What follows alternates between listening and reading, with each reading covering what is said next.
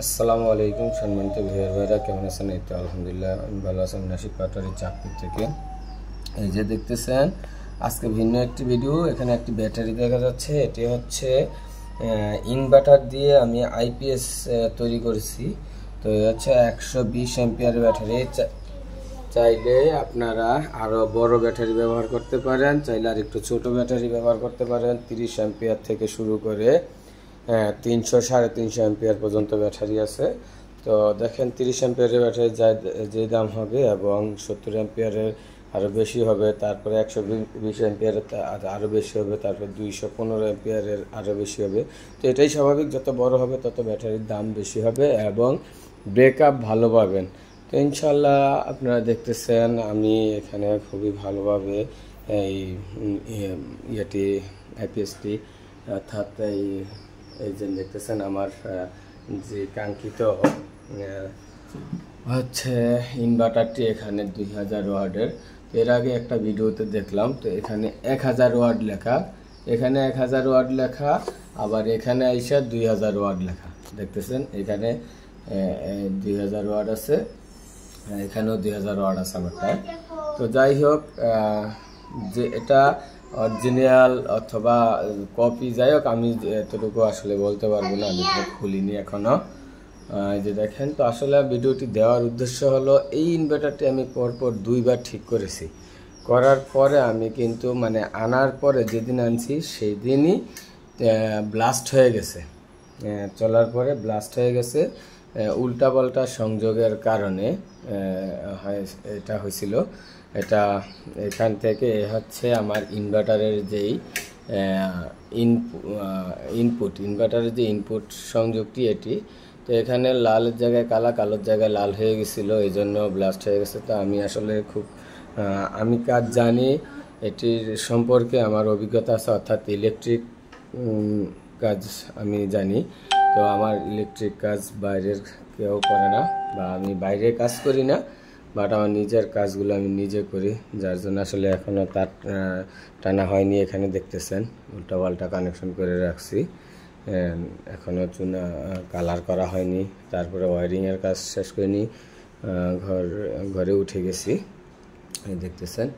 তো আসলে এটা বললাম যে প্রথম দিনই খারাপ হয়ে গেছে, তারপর ঠিক করে আনলাম।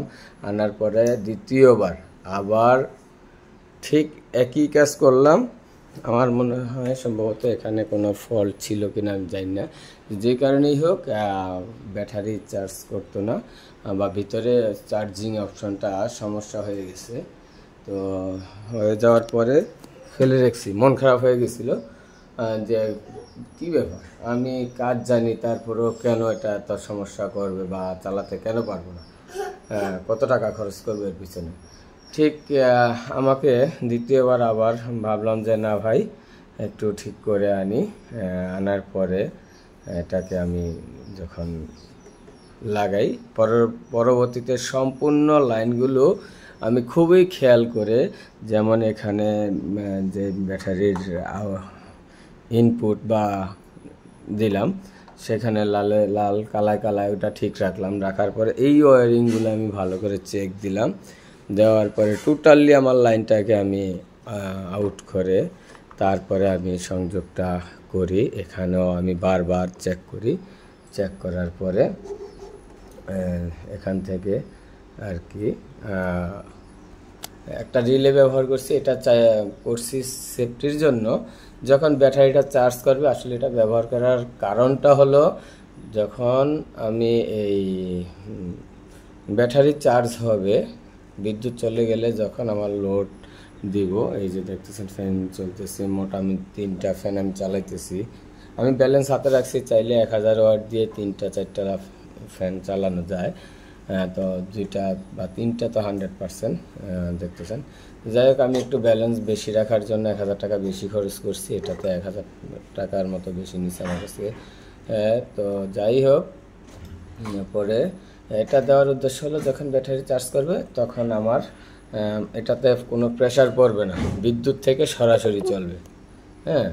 যার জন্য বিদ্যুৎ থেকে সরাসরি চলবে এই রিলেটা ব্যবহার করার মাধ্যমে, এবং ইনভার্টারটি বন্ধ থাকবে কন্টিনিউ। শুধু বিদ্যুৎ চলে গেলে যখন চার্জ করবে তখন ইনভার্টারটি চলবে, এবং যখন ব্যাটারি ফুল হয়ে যাবে তখন ওই যে পিছনে সবুজ বাতি দেখেন জ্বলে আছে, এটা অটো কাট হয়ে জ্বলে আছে।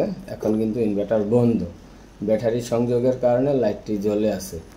তো যাই হোক, এ হচ্ছে আজকের মতো এই পর্যন্ত। ভিডিওটা বেশি লম্বা করবো না, সবাই ভালো থাকবেন।